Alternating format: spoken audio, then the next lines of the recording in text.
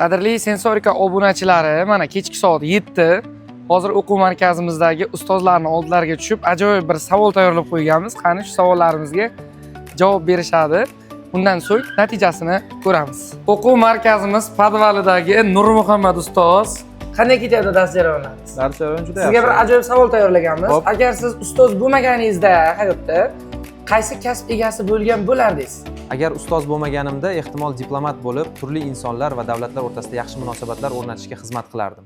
O'quv markazimizning birinchi etajida dars beruvchi, barchaning ko'nglidan joy olgan Javlon ustoz dars jarayonlaridan ketyapti. Assalomu alaykum. Dars jarayonlarimiz yaxshi. O'quvchilar barcha narsalarni to'liq tushunib o'rganyapti. Aha, qarang, sizga bir ajoyib savolimiz bor. Agar siz hayotda o'qituvchi bo'lmaganingizda qaysi kasb egasi bo'lgan bo'lardingiz? Agar ustoz bo'lmaganimda, ehtimol shifokor bo'lardim va barcha bemorlarni qo'limdan kelgunicha davolashga xizmat qilardim. O'quv markazimizning glavniy administratori Feruz Ne'matovich dars jarayonlarida qanday ketyapti? Yaxshi, o'quvchilar ishlayapti. Aha, sizga bir ajoyib savolimiz bor. Agar siz o'qituvchi bo'lmaganingizda hayotda qaysi kasb mutaxassis bo'lgan bo'lardingiz? Endi meni kasb yo'nalishim o'zi konchilik ishi. Men Gorniy kollej institutlarini tugatganman. Aha.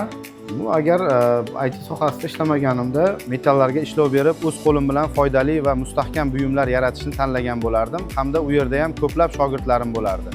Bu videomizning birinchi qismi edi. Video sizga yoqqan bo'lsa, like bosib, kanalimizga obuna bo'ling va ikkinchi qismini tomosha qilishni istasangiz, izohlarda plus belgisini qoldiring.